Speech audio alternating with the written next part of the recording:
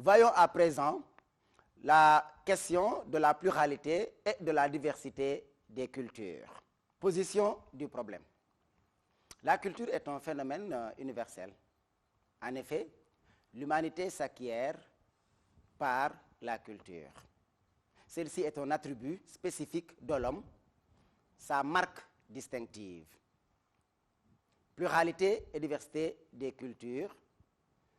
En effet, les productions, aussi bien matérielles qu'immatérielles, des groupes humains se manifestent de façon plurielle. Nous avons plusieurs langues, plusieurs religions, plusieurs modes vestimentaires et culinaires. Cette pluralité se donne sous le mode de la variété et de la différence. Si la culture est universelle, comment rendre compte alors de sa diversité? Comment ces différences sont-elles vécues? C'est l'existence et la reconnaissance de différentes langues, histoires, religions, traditions, modes de vie, ainsi que toutes les particularités propres à une culture. C'est aussi l'ensemble des productions matérielles en termes d'objets techniques tels que les outils, les ustensiles, machines et autres. Mais nous avons également la dimension immatérielle qui est perceptible en termes de normes et de valeurs, notamment les lois qui organisent la société, la différence des langues, certains sont wolof, d'autres sérères, anglais, la pratique ou les pratiques religieuses telles que l'animisme, l'islam, le judaïsme, et des modes de vie tels que la polygamie, le concubinage. La diversité peut s'expliquer par la différence de milieu. Les hommes ne sont pas dans le même environnement physique.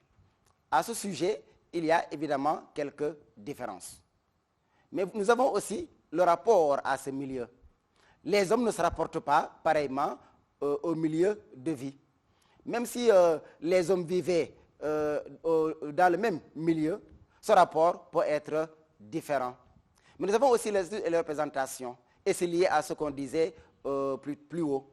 Donc, l'humanité se représente le monde, l'humanité se représente le milieu environnant de diverses façons. Mais nous avons surtout l'histoire.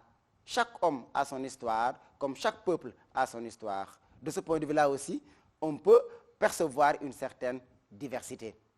Ces différences, quoique réelles, ne relèvent pas d'un déterminisme absolu, car l'homme a la capacité de les transcender.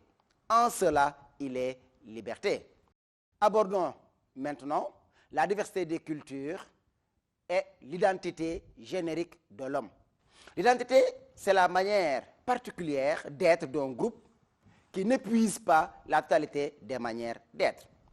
Toute culture sécrète une conception de l'homme qui s'affirme universelle. Donc l'identité, on peut la percevoir comme étant ce sentiment d'appartenance à une famille, à une cité, à un village, à un pays et surtout à un continent également. D'où une tendance presque naturelle à l'ethnocentrisme peut s'observer qui consistera à surestimer sa culture par rapport aux autres.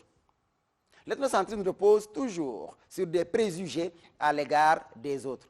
C'est cette prétention qui est à l'origine des conflits entre les cultures et peut donner le racisme ou la xénophobie, par exemple. Comme le dit Claude Lévi-Strauss, le barbare, c'est d'abord celui qui croit à la barbarie. Mais au-delà de la diversité des cultures, il y a une universelle condition humaine. Les hommes sont confrontés aux mêmes problèmes, aux mêmes besoins et désirs. Ce sont les réponses et les manières de les prendre en charge qui diffèrent en fonction des contextes, des moyens et des époques. L'humanité donc se donnant de manière plurielle, les différences doivent nous enrichir mutuellement et non nous opposer. Cet enrichissement mutuel passe par un dialogue autour de valeurs communes et partagées. Respect de la personne humaine, liberté, démocratie, tolérance. Face à la diversité des cultures, Senghor nous propose l'enracinement et l'ouverture. Cela veut dire qu'il faut être bien ancré dans ses valeurs civilisationnelles, mais il faut tout aussi bien accepter d'aller vers l'autre, accepter d'aller à la rencontre de l'autre. Un tel modèle éviterait peut-être qu'il y ait conflit, qu'il y ait violence entre les identités. Et celle-ci ne serait pas meurtrière. Pour éviter cette dimension meurtrière des identités, on peut effectivement reprendre le fameux concept de la langue bantou, c'est-à-dire qu'il nous faut faire Ubuntu. Ubuntu, ça renvoie à quoi? La traduction la plus littérale signifie faire humanité ensemble.